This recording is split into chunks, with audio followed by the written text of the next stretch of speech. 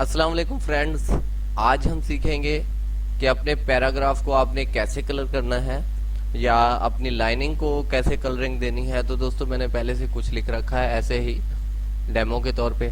अब मैं आपको बताना चाहता हूँ कि अगर आप चाहते हैं कि आपको पूरा पैराग्राफ कलर करना है तो यहाँ पे आप जाएं और यहाँ पे आप सिलेक्ट करें और यहाँ से देखें आप कंट्रोल ए से सिलेक्ट कर सकते हैं सबको। ये देखें आप जिस कलर को चाहें, ये देखें पूरा पैराग्राफ आपने कर लेना है।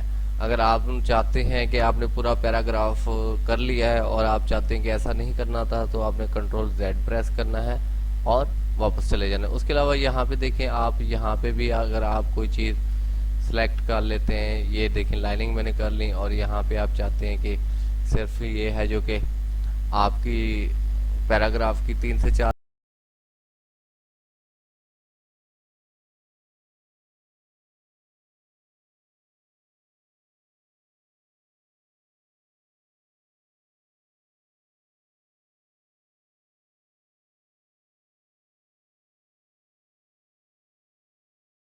लाइनें जितनी भी आप करना चाहें, येलो कलर करना चाहते हैं और आप चाहते हैं कि ये यहाँ पे भी यही है, कंट्रोल ए करें, आप कंट्रोल ए करें और यहाँ पे आप जो चूज करें कर सकते हैं। देखें इसमें 2 कलरिंग होगी।